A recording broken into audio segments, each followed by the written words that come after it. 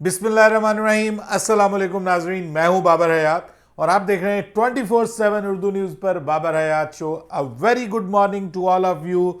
जहां जहां जिस जिस जगह आप मुझे देख रहे हैं, सुन रहे हैं, अपने सभी सुनने वालों को, देखने वालों को मेरी जानिब से बहुत ही ज़बरदस्त दिन की, शानदार दिन की दुआएं। और बात करते हैं पाकिस्तान क्रिकेट को लेकर के। पाकिस्तान क्रिकेट में कुछ बड़ी डेवलपमेंट्स हुई हैं, जिसमें ख़ास तौर पे मोहम्मद रिजवान की कप्तानी को लेकर के फाइनल फैसला हो गया। उनके दिन बुरे चल रहे हैं और आगे भी मज़ीद बुरे होने के इम्कानात पैदा हो गए हैं उनकी कप्तानी को लेकर के। अब फैसला हो गया है। बड़ी इंपॉर्टेंट मीटिंग हुई है। एक मोहसिन नकवी और आकिब जावेद के दरमियान, उसमें कुछ फैसले हुए हैं। जो अंदर की खबरें आ रही हैं वो आपके साथ शेयर करूंगा। क्या फैसला हुआ है रिजवान की कप्तानी को लेकर के, टेस्ट में शान मसूद की कप्तानी को लेकर के, उस हवाले से आपके साथ बात करेंगे आज के इस प्रोग्राम में। बाबर आजम के हवाले से चेयरमैन साहब ने मीडिया से बात की है, लेकिन असल कहानी क्या है, बाबर आजम इस वक्त क्या कर रहे हैं, उनकी तैयारी जारी है, लेकिन किस मकसद के लिए उनकी तैयारी जारी है, वो भी मैं आज आपके साथ शेयर करूंगा। प्रैक्टिस मैच हुआ जी, आपको खबर मिल गई होगी, लेकिन इस प्रैक्टिस मैच में कुछ प्लेयर्स शामिल नहीं थे। वो क्यों शामिल नहीं थे वो भी आपको बताऊंगा।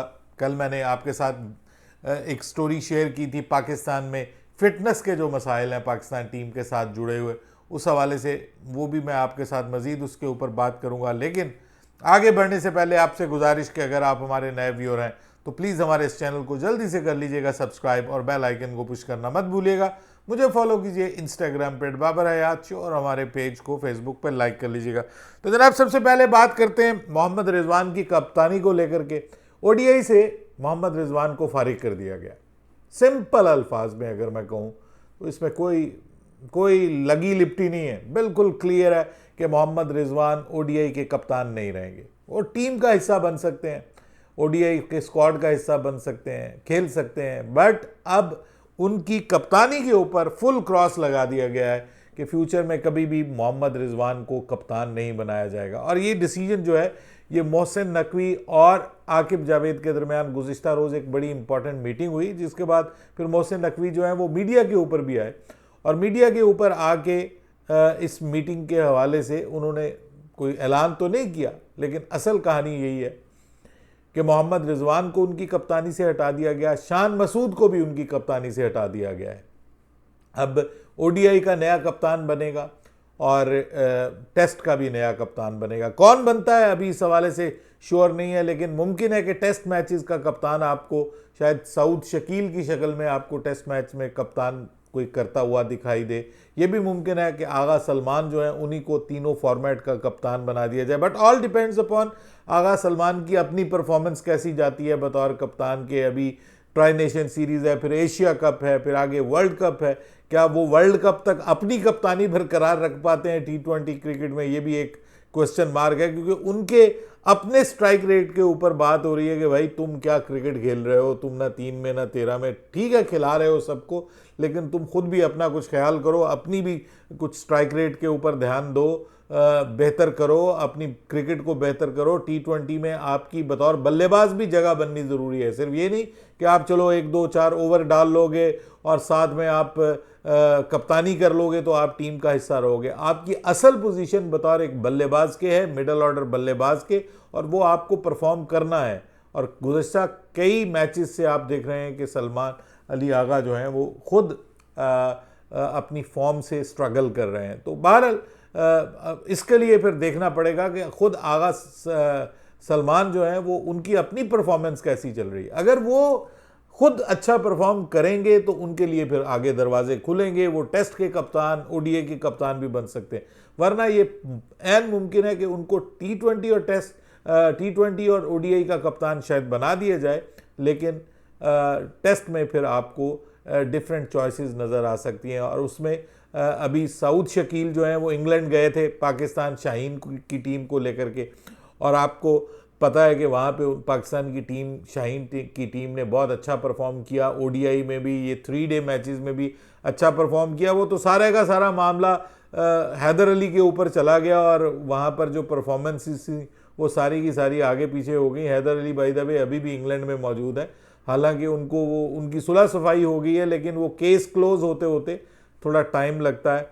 आपस में वो लड़की लड़के की, वो कहते हैं ना, जब लड़की लड़का राजी तो फिर क्या करेगा काजी, वही वाला बात हुआ। आपस में दोनों की अंडरस्टैंडिंग हो गई, उन्होंने कहा जी हमने एक दूसरे को माफ़ किया, और ये मजाक बनाया पूरे मीडिया के ऊपर, पाकिस्तान क्रिकेट का मजाक बनाया, और जनाब अब वो कह रहे हैं जी हम ठीक हैं, we are okay with each other. मतलब ये स्टूपिडिटी जो है ना, वैसे होनी नहीं चाहिए इंटरनेशनल क्रिकेटर्स में। मैं वैसे ही थोड़ा सा उस तरफ चला गया, दूसरे मामले की तरफ। लेकिन बहरहाल इंग्लैंड में पाकिस्तान की जो शाहीन की टीम है उसने अच्छा परफॉर्म किया है, खुद सऊद शकील ने भी अच्छा परफॉर्म किया है, 3 डे में भी, वाइट बॉल ओडीआई फॉर्मेट में भी उन्होंने अच्छा परफॉर्म किया है। तो उनके बारे में सोचा जा सकता है कि वो टेस्ट के कप्तान बन जाए। जहाँ तक बात है हमारे चेयरमैन साहब की, वो गनी ग्लास की जो कप होता है उसमें वो डिफेंस में उनके क्लब में गए हैं, वहाँ पे उसका इफ्तिताह करने के लिए, और वहाँ पे उन्होंने बात की है मोहम्मद रिजवान के हवाले से और उनकी कप्तानी के हवाले से। उन्होंने ये तो थोड़ी बताना था कि हमने उनको कप्तानी से हटा दिया है, क्योंकि ये मुद्दा अभी फौरी तौर पे छेड़ने वाला नहीं है, क्योंकि काफ़ी आगे जाके अब ओडीआई क्रिकेट होनी है। ये अभी भी उन्होंने पूरी कोशिश की है कि वेस्ट इंडीज़ के ख़िलाफ़ हमें जो है वो ओडीआई सीरीज़ ना खेलनी पड़े, क्योंकि इनको शायद अंदाज़ा था कि हम हार जाएंगे। तो ये यही कोशिश कर रहे थे कि टी20 खेलें, लेकिन उन्होंने कहा कि भाई हमने ओडीआई ज़रूर खेलनी है, हमने तो आपको शिकस्त दे के तो हमने क्वालिफाई करना है वर्ल्ड कप के लिए। तो वो करने में वो कामयाब हो गए, हमारी टीम को उन्होंने शिकस्त दे दी हजीमतनाक। लेकिन उसका नुकसान जो है वो सबसे ज़्यादा इस वक्त जिस बंदे को उठाना पड़ रहा है वो मोहम्मद रिजवान है। ये अलग बात कि वो सीपीएल खेलने चले गए, लेकिन सबसे ज़्यादा उनको नुकसान उठाना पड़ रहा है। अब चेयरमैन साहब ने कहा है कि जी कप्तान का फैसला सिलेक्शन कमेटी करेगी। भाई फैसला तो आप कर चुके हैं, बता दें लोगों को कि रिजवान कप्तान नहीं है, लेकिन मीडिया पे आपको पता है कि बात थोड़ी मुख्तलिफ करनी होती है। उन्होंने कहा जी सबकी मर्ज़ी से फैसला होगा, जो भी कप्तान बनेगा, और सब आपस में बैठकर डिस्कस करेंगे। जो कोच हैं उन्होंने रिपोर्ट दे दी है, पाकिस्तान के हारने की वजूहात की बुनियाद पे, उसके ऊपर सब बैठेंगे, फैसला करेंगे, और वही फैसला करेंगे भाई कप्तान कौन होगा। मैं तो इंटरफेयर नहीं करता। उसके बाद बाबर के बारे में, आपको पता है बाबर के बारे में तो हमेशा बात होती है, अब भी हमारी हर वीडियो के नीचे यही पूछते हैं क्रिकेट फैंस के, बाबर आजम के क्या चांसेस हैं, तो उनको कहा गया कि जी उनको, बाबर और रिजवान को टी20 स्क्वाड का हिस्सा नहीं बनाया गया, क्या ये आपकी मर्जी से हुआ है या किसी। तो उन्होंने कहा भाई मेरा तो कुछ है ही नहीं, मैं तो पीसीबी में बस दिखाने का बंदा हूँ, मतलब ज़ाहिरी। अब बंदा क्या करे, मजाक बनता है, ये समझ लें कि जी वो कहते हैं कि ये सबको कुछ जो है ये फैसला तो सिलेक्शन कमेटी करती है, बड़े लंबे लंबे इजलास होते हैं सिलेक्शन कमेटी के, बड़ा गौर खौस करने के बाद ये फैसला करते हैं कि जी हमें किसको खिलाना है, किसको नहीं खिलाना। और साथ में उन्होंने कह दिया कि बाबर और रिजवान को निकालने का मेरा कोई भाई किरदार नहीं है, किसी को डालने के, टीम में डालने में, किसी को टीम से निकालने में मेरा कोई किरदार नहीं है। तो भाई आप फिर चेयरमैन किस लिए हैं? यही तो प्रॉब्लम है। हम चाहते हैं भाई आप कोई किरदार अदा करें और सामने आके किरदार अदा करें। अगर आपने, जब पाकिस्तान 2023 के वर्ल्ड कप में बुरी तरह हारा था, आप उसी वक्त डिसीजन ले लेते जब आप आए थे, आपने कहा था सर्जरी होगी, फिर 2024 के वर्ल्ड कप के बाद भी आपने कहा सर्जरी होगी। वो सर्जरी हम देखते रह गए, हमारी टीम का सत्यानाश हो गया सारी का सारा, हमारी टीम बैठ गई, हम ऑल द फॉर्मेट में फारिग हो गए, हम टेस्ट हारते रहे, हम जो है वो टेस्ट चैंपियनशिप WTC में हम बिल्कुल आखिरी नंबर पे आए, ठीक है। उसके बाद आप देखें T20 वर्ल्ड कप में हमारा क्या बुरा हाल हुआ, चैंपियंस ट्रॉफी अपने घर में हम किस बुरी तरीके से हारे। मतलब ये सिर्फ इवेंट्स करवाना तो कुछ नहीं होता, आपने अपनी जो इवेंट्स खेलने वाली टीम है उसके ऊपर आप ध्यान नहीं दिए। आप ये देख लें कि पहली बार हिस्ट्री में ऐसा हुआ है कि आपकी एक कैटेगरी खत्म हो गई है, यानी आपकी क्रिकेट इस हद तक इनहतात पजीर है, इस हद तक नीचे चली गई है कि आप अब खुद कह रहे हैं लोगों को कि भाई आपको पता ही है हमारी क्रिकेट के क्या हालात हैं, तो इसलिए हमने जो है वो खिलाड़ियों की परफॉर्मेंस अच्छी नहीं है, इसलिए जो है वो हमने एक कैटेगरी नहीं रखी। तो ये तो आपकी अपनी शिकस्त है ना मोहसिन नकवी साहब, ये तो आपकी अपनी नाकामी है। आप इस पे कहेंगे भाई मैं नाकाम हो गया बतौर चेयरमैन के, जिस वजह से मेरी टीम नीचे गई है, तो आपने किया क्या है इतने अरसे में आके? आपने कोई जिसको आप कहते हैं कंसिस्टेंसी किसी मामले में, अब भी आप देखेंगे आपकी टीम कहां पे खड़ी हुई है। दुनिया अब भी देख रही है आपकी टीम की जानिब कि अफगानिस्तान से क्या जीत पाएगी। आपके अपने लोग पाकिस्तान में बैठ के साबिक प्लेयर कहते हैं अफगानिस्तान के स्पिनर्स आपको 130 से ज़्यादा रन नहीं बनाने देंगे। ये शोएब अख्तर कह रहे हैं तीन तब्दीलियां ना हो तो मेरा नाम बदल देना। ये वो टीवी शोज पे बैठ के बात कर रहे हैं। तो इसका मतलब ये है कि कहीं ना कहीं कोई मामला है। क्रिकेट को आप गलत हाथों में दे चुके हैं और वो क्रिकेट के साथ मज़ीद खलवाड़ करेंगे। क्रिकेट आपकी मज़ीद ज़बू हाली की जानिब जाएगी। मुझे तो ऐसा ही लग रहा है। यहाँ पे हज़ारों मील बैठ के मुझे तो कम अज़ कम ऐसा ही लग रहा है, और जो मेरे सोर्सेज बताते हैं इतनी दूर से मुझे मेरे टेलीफोन के ऊपर, वो भी यही बताते हैं कि हालात ठीक नहीं है। टीम जो सिलेक्ट की गई है उसमें खिलाड़ियों की सिलेक्शन को लेकर के प्रॉब्लम है। अभी ये जो प्रैक्टिस मैच हुआ है वो आपने सुन ही लिया होगा कि जो सलमान अली आगा की एक टीम थी, मोहम्मद हारिस की दूसरी टीम थी। तो सलमान अली आगा की टीम ने पहले बल्लेबाजी करते हुए 142 रन बनाए हैं, और उसमें मैं आपको हकीकत बताऊं कि एक पाकिस्तान की टीम अगर जीतेगी ना कोई मैचेस, तो उसमें जो 3 बल्लेबाजों का किरदार होगा जो इस वक्त नज़र आ रहा है, उसमें एक साइम, साहबजादा फरहान और तीसरे नंबर पे हसन नवाज। अभी भी इस प्रैक्टिस मैच में भी देख लें, इन्हीं तीनों की परफॉर्मेंस है। बाकी लोग क्या यहाँ पे तेल लेने आए हुए हैं, कोई बात नहीं करेगा। सलमान अली आगा की क्या परफॉर्मेंस है जी, कोई पता नहीं है। किसकी परफॉर्मेंस है? हसन नवाज ने 50 बनाई 39 बॉल्स, 45 रन बनाए साइम अयूब ने, और 25 बनाए साहबजादा फरहान ने। बस इससे अब आप अंदाजा लगा लेंगे बाकी सबके कितने हैं। 142 टर्निंग कंडीशन है वहां पे, इतने ज्यादा रन बनते ही नहीं है। दुबई में भी और शारजा में तो इससे भी ज्यादा मुश्किल कंडीशंस हैं। तो वहां पर जो है वो अब आप देख लें कि मुकाबले में हारिस की टीम 19.5 ओवर्स में 140 रन बना के ऑल आउट हो गई। और यहां पे जो इंपॉर्टेंट चीज है, शाहीन शाह अफरीदी ने 5 विकेटें ली हैं जी।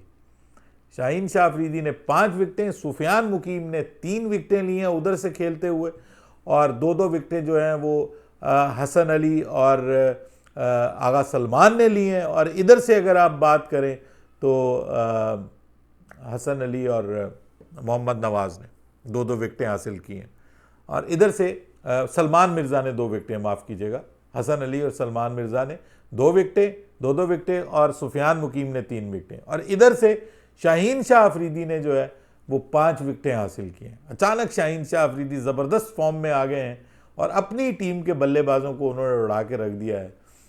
तो 5 विकेटें इन्होंने ली हैं, 2 विकेटें मोहम्मद नवाज ने हासिल की हैं, और 2 ही विकेटें जो हैं वो हासिल की हैं आपके आगा सलमान ने। तो इधर से ये आपको जो सिचुएशन मैं बताना चाह रहा हूँ, ये मैच का रिजल्ट तो शायद आपके नॉलेज में पहले भी हो। इस मैच में जो अच्छी खबर ये है वो है सुफियान मुकीम के हवाले से कि वो उनकी फिटनेस इस काबिल हुई है कि वो प्रैक्टिस मैच खेले हैं।